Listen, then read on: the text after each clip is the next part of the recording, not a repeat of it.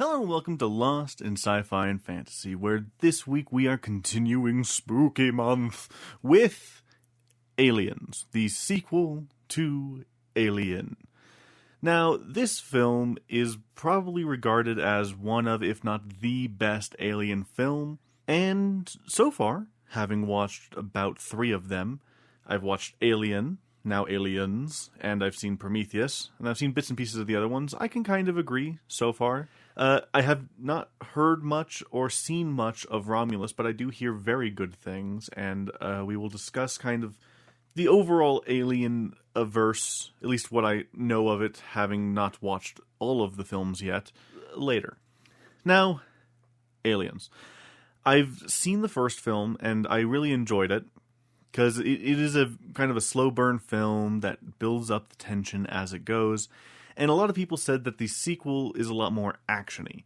It kind of is. I'm going to say that some people's interpretation of it being more of an action film isn't quite as accurate. It's still primarily a horror film, because the film, whilst it does have a lot of action in it, and it does take the alien as this one menacing creature and turns it into kind of cannon fodder that you barely see throughout the film, it's still, it still primarily rests on the suspense of them working their way through the sudden attacks, the tension building using the motion detector. So these things are still very heavily influential to this film. So I'm willing to say it's a little bit more actiony, but it's still primarily a horror film. In comparison to the first film, there's a lot kind of going on, because the first film kind of tries to get into it a bit faster, while this one, it has a lot more preamble, because it has to wrap up completely the first film and bring us into the situation of the new film. The film opens with Ripley's escape pod just kind of floating lazily through space. We get a look through and see that everything is covered in like a layer of frost and dust, I guess, and we see Ripley and the cat just kind of chilling. Literally. And they come across a salvage ship, or a scrapper's ship. And when they bust in, they look in and see that there are people there that are, or person there that is alive. They're like, well, damn, we can't really scrap this one. So they take her back to Earth. Now, before we kind of continue, I do have to say, there was a big issue, and it seems to have been and still is a common issue with the version of this film on Hulu, where the audio is like 2 seconds delayed, and it is annoying as all get out. Now, I don't know why this has happened, and I don't know why it's a common issue. My best guess is that they just uploaded it and it got fucked. That's literally my best guess as to what the hell's going on with that. Luckily, the HBO Max version is better. Looking at it, the same scene, it looked like there was still kind of some weird audio issue, but it was a lot less noticeable than the Hulu version, where, again, the Hulu version, it was like a 2-second delay. Like, when the scrappers come in and they cut a hole in the door, and the door just kind of falls down. In the Hulu version, it falls down silently, and then it goes, ka-dunk, ka-dunk. And it's just like, what? But yeah, the HBO Max version is a lot better and easier to watch. I would recommend watching it on DVD, Blu-ray, any other, like, physical media is good. But anyway, so yeah, they bring her back to Earth, and I know of a deleted scene of her coming back to Earth that they don't have in the original one, but it does greatly change the context of the film. So in the theatrical release, when she wakes up, she is introduced to, I'm going to just call him the sleazy corporate guy, because right now there's only like 4 names that stuck really good. Yeah, the sleazy corporate guy, he comes in with her cat, because yay, the cat survived, the cat is happy. And he's like, okay, yeah, you're probably feeling a bit ill and groggy, because, you've been asleep for a really long time. And she goes, I'm sorry, what? And he's like, yeah, so I would have thought someone would have told you by now. You've been asleep for 50 years. And she goes into a bit of a mini panic attack. In the theatrical version of the film, she goes into a panic attack, but then is actually having like an attack of a chest burster, and it turns out to be a dream. Though she was still likely told at some point that it was 50 years. In the deleted scene, and I think it actually might be in a director's cut version of the film, she is told that her daughter died of cancer. Now, that does kind of color some of her actions a bit more going forward than what we see in the actual theatrical film. I'll kind of point them out as we go along. But yeah, I mean, in the technical canon now, if Alien Isolation is canon, we do know a bit more about like her daughter, who also kind of ventured out into space and had her own alien experiences. But yeah. Anyway. So after she's told this, she gets a job, gets an apartment, lives with a cat, and she's just kind of hanging around. The sleazy corporate guy comes with a Marine dude and asks her, like, hey, because after it fully, like, gets better after the long cryo sleep, she does go into, like, this interrogation about, like, what happened on the Nostromo. And she has to explain to them, hey, look, I've told you guys 100 times, there's this alien, it wiped everything out, I was fully justified in blowing up the entire place because, well, one of these things could completely destroy everything. And so there's the question of, like, is she telling the truth and whatnot? Because, they don't fully believe her. But they also kind of do. So while she's just kind of hanging out, living her life now, she's still racked with nightmares about what happened. And when Sleazy Guy and Marine Dude arrive, they tell her, hey, so, yeah, that colony that we told you about, because they had colonized the planet LV-426, they had colonized it, and it at some point while she was drifting through space. And they're like, yeah, so the colony we've lost contact with, and if what you said is true, there could be an issue. So we want you to go with us as like a consultant. You won't even go on the surface of the planet. You won't go in at all. We just want you there as a consultant, and hopefully it's just like, oh, their tower went down and we just need to fix it real quick and make sure everything's okay. And she's like, yeah, no, fuck that. No, again. And they're like, fine, but like, if you change your mind, I know you've been having nightmares and whatnot, give me a call. That night, she has a nightmare, calls the guy, and says, your plan is to, like, destroy them, right? Like, kill them all if we find them? And he's like, yes. And she's like, then I'm in. And she takes the thing out. Now, this is my big question here. Is, like, why would she? My best guess is that she is trying to get closure from that situation. Like, oh, if we go there, find them, and kill them all, I can finally rest easy at night knowing that they're dead. But at least that's my best interpretation of why she does it. Another interpretation, if we take in that deleted scene, is she literally has nothing anymore. Everything that she knew and loved died while she was in space. She had her daughter who grew old and then died of cancer. She no longer has her job, and she no longer really has anything except for her cat. So she's okay with going on this adventure to, at the very least, try and seek a little bit of closure on something in her life. So there's that. So she goes, and she's like, I'm not taking the cat with me because I want the cat to be safe. And they go. We meet the whole motley crew of fucking space marines.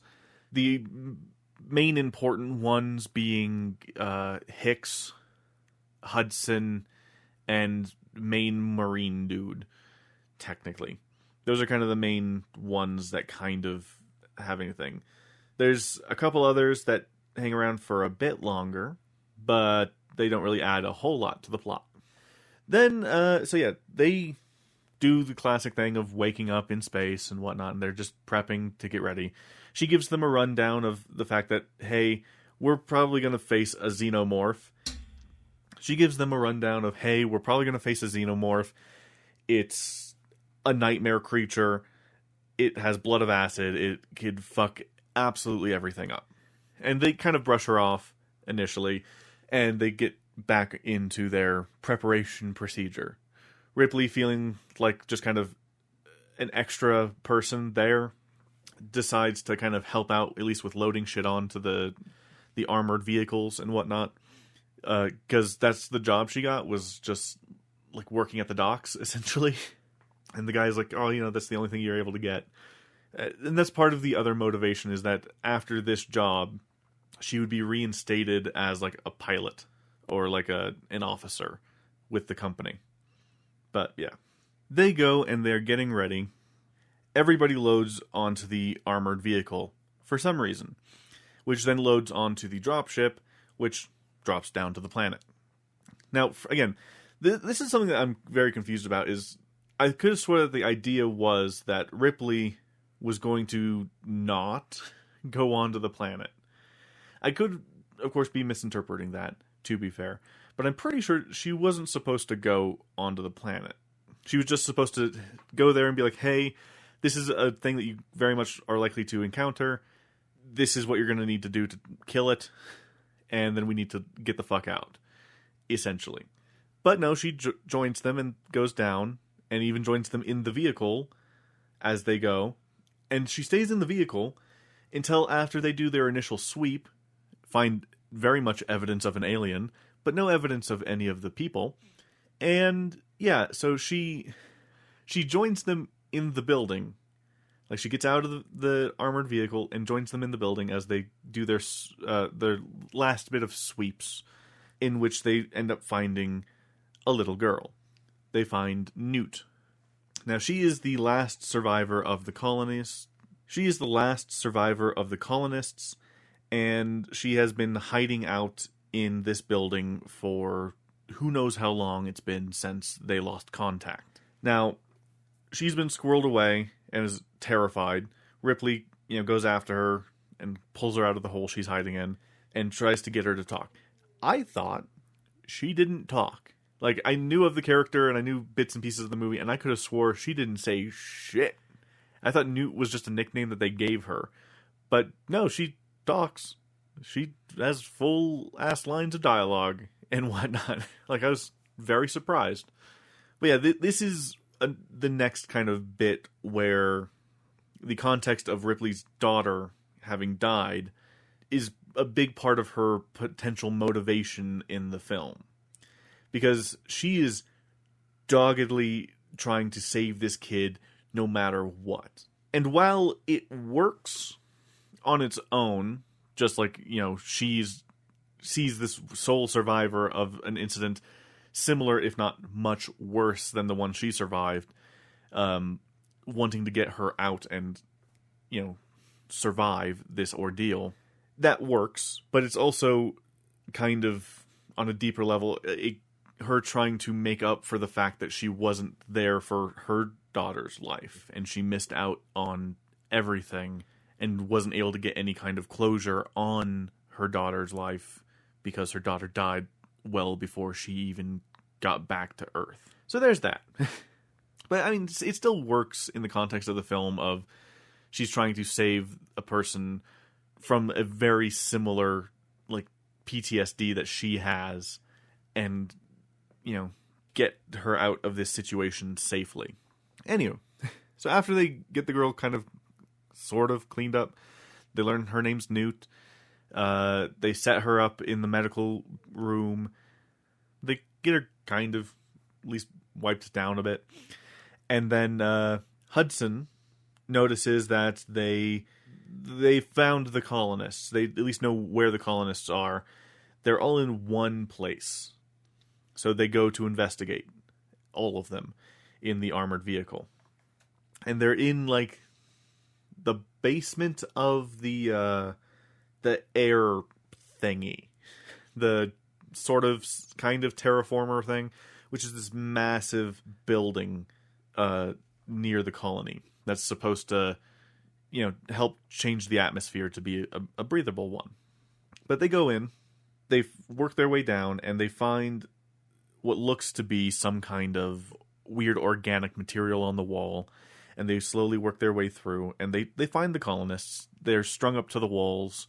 A lot of them have holes in their chest. One is still alive, and they die as a chest burster bursts forth from their chest, and they light them on fire. Now, this entire area is under, like, one of the cooling areas of the nest is under one of the cooling areas of the air machine.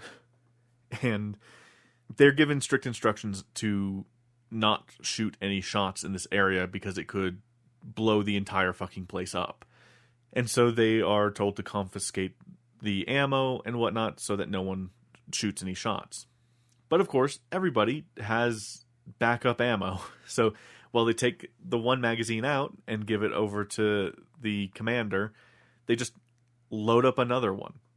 Speaking of the commander, he is probably the funniest character if you pay attention to him, because when he first wakes up from cryosleep, he immediately takes a cigar and pops it in his mouth. Then, as he's going along, he is so, like, high-strung that he is eating the fucking cigar. Like, he's not, like, just, like, having it in his mouth and whatnot. He's not smoking it, really. Like, sure, he has it lit, but he is actively chewing the thing into oblivion when, like, Ripley is helping load up the stuff. Like, you look at it and it's, like, chewed up as if he's just trying to eat it. It is hilarious. Yeah, he goes around and collects all of the ammo, but the people with the, like, big machine guns, they just take another magazine out and load it up. One of the guys, when he gives up the ammo for his pulse rifle, he then takes out a shotgun that he just had. It's just like, okay, sure, whatever. And of course, they end up encountering a shit ton of aliens. And they start massacring everyone. And they start shooting actual bullets everywhere. And Ripley, after having told the guy, like, hey, you should really call them back. You should call them back. Call them back. Hey, guys, you should come back. They kind of don't fully listen because it's just a bit of a shit show. So she takes control of the APV and drives it into the nest, where they're able to, the last few are able to make an escape onto the APV, and then she books it out of there. One alien does end up hitching a ride, and she hits the brakes, flings it off, and then runs it over, and then goes out. And she just keeps driving, because she's just, like, locked in.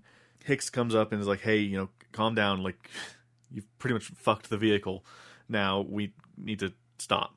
They call in the drop ship to come pick them up, but an alien has gotten on the drop ship and killed both of them, and as the dropship's coming in, it crashes. So now they have to figure out some way of surviving. And the way they've decided to do that is they're going to hold up in the building that they found Newt in and reinforce it. They're going to try to block up every little potential entrance that there could be, and with any luck, that should be fine. They set up Newt sleeping in the med bay and whatnot, and Ripley tells the sleazy corporate guy, hey, so, what the fuck? And the corporate guy's like, what? Well, I told Bishop to destroy these samples, and he said that you want them. And then I looked into it, and I saw that you told the colonists to go to the ship. And his defense was, well, we didn't know if the ship even existed. And, like, if I sent up anything about it, it would have been a whole hullabaloo. So I decided to make the call and had them look into it to see what was happening. And yeah, they found the ship, found the eggs, and whoops, they, all got murdered. And for some reason, I don't know why, he says that he would have thought that Ripley would have been smarter than that. Because she says, no, you're not going to sneak aliens in to Earth. No, you're not going to do this, that, or the other. Like, I'm going to tell them because you're a jackass. And you're going to stand trial for getting 157 people killed. And he's like, ugh. So when Ripley goes to... she has a bonding moment with Hicks where he shows her his rifle, his pulse rifle, and how to use it. She takes it from him. And he also gives her like a tracking beacon thing. But she goes to the med bay to put Newt to bed, gives her the tracking thing. And then when she comes to check on her later, finds her sleeping under the bed. Ripley joins her and ends up falling asleep. While they were asleep, sleazy corporate guy let the 2 surviving facehugger specimens from the lab loose and took her gun and put it outside the room. Like, it was still there. I don't know why he didn't just fully take it. He just put it in the other room. But when she wakes up, she sees that the specimen thing is open. There's nothing inside it. So she wakes up Newt, and they start trying to get out. They wave to the camera to try to get Hicks's attention, but he does not see them because sleazy corporate guy turned off the camera. And so while they're trying to like fight off these facehuggers, Ripley decides that the best way to get their attention is to take her lighter and set off the fire alarm. This gets them, all the Marines, surviving Marines, rushing in to save them, and they come in and are able to kill the 2 facehuggers. Then she says that it was the sleazy corporate guy, and she lays out what his entire fucking plan was. His plan was to smuggle the aliens to Earth in them. So by having the facehuggers impregnate both of them, they would be able to hide in cryosleep, and his plan was then likely going to be killing all of the Marines, jettisoning their bodies, and that way he could make up any story he wanted. And yeah, so that gets him on their shit list, but they have bigger issues at hand with the fact that they're now kind of surrounded. The aliens are coming in. At some point, sorry, I didn't forget this, they came up with a backup plan because they noticed that the big oxygen building is going to blow up. They need to get the fuck out as soon as possible. Now, the reason the oxygen building is going to blow up is because they were shooting stuff in the cooling area, so of course it is. So they come up with a plan. The plan being they're going to remote control the second dropship down to the planet, and they're going to escape that way. But in order to do that, they need to use the colony's transmitter because the APV's transmitter fucked because the APV fucked. So they need someone to go outside to remote control do that and pilot it down. Bishop volunteers, and they send him away in a tube and seal it up, and he slowly crawls his way out, realigns the dish, brings the ship down. Boom. Meanwhile, while he's doing that, they are getting surrounded by the aliens. Sleazy corporate guy runs off when the aliens start attacking, closes the door, then runs off further, closes the door. While they're trying to get out of the room, he also ended up locking the door. But he ends up running into an alien and gets killed. They work their way through, killing aliens slowly but surely. Most of the members dying. Hudson gets pulled through the floor and killed. Main Marine dude and one of the other Marines dies in a grenade explosion, sacrificing themselves to take out some of the aliens.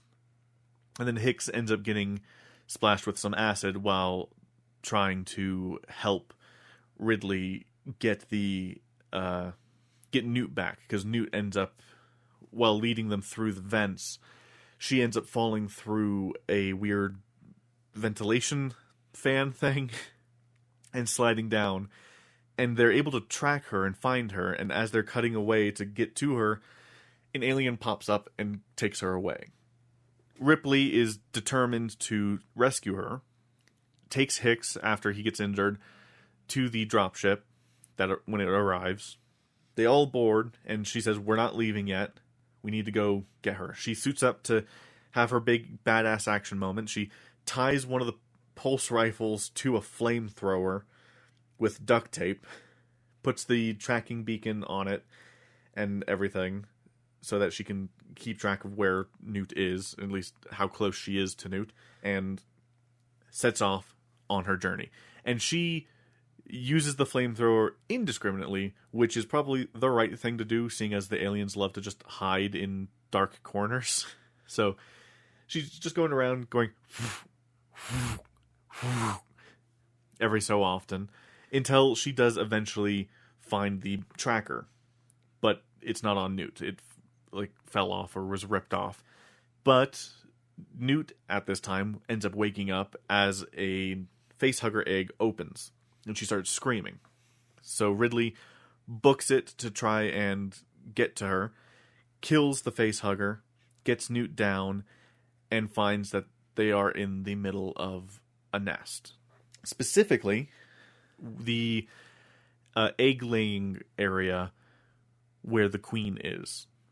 They come face to face with the queen, and she's able to intimidate the queen enough to where the queen tells the drones to back off because she's kind of threatening the eggs as well as the queen. So the queen's kind of like, fine, let them go, essentially. And they slowly start backing up, but one of the eggs opens, and Ridley says, "Fuck this," and just burns all of the eggs. And then she starts using the grenade launcher to, destroy the queen's egg sack thing. As she starts killing the drones that are running around, she takes her bandolier of grenades, chucks them in, and just starts blowing everything up as she flees with Newt. They rush their way out. She tries summoning the elevators, but they take absolutely forever, so she's like, goes to start climbing the ladder. But then the queen shows up just as the elevator door opens, so she runs over to the elevator door, goes in, goes up. Then the other elevator arrives, and the alien queen's just like, sweet, gets on the elevator. Ridley and Newt reach the platform where the ship was supposed to be to find it not there. She assumes that Bishop just abandoned them because he didn't want them to be there when it exploded.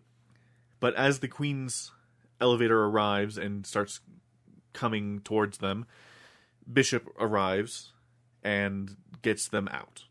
They escape as it explodes in a big fiery explosion, and then they land. Bishop explains that he had left because the platform was getting unstable, and he wanted to circle around to hopefully pick them up. And she's like, "You did good." Just as the alien queen stabs him, lifts him up, and then rips him to shreds. Ripley keeps the alien's attention and tells Newt to, run and hide, while she runs and also kind of hides. But then the alien queen starts going after Newt, ripping up the floor to get at her, which gives Ripley enough time to suit up in the power loader armor and starts fighting the queen. Now, in concept, really cool fight.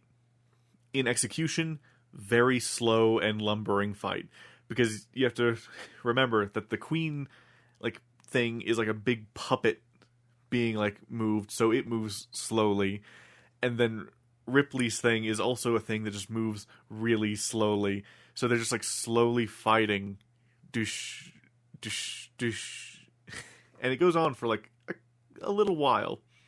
So it's a bit rough in actuality, but still a pretty cool concept, especially how the fight ends. She remote opens an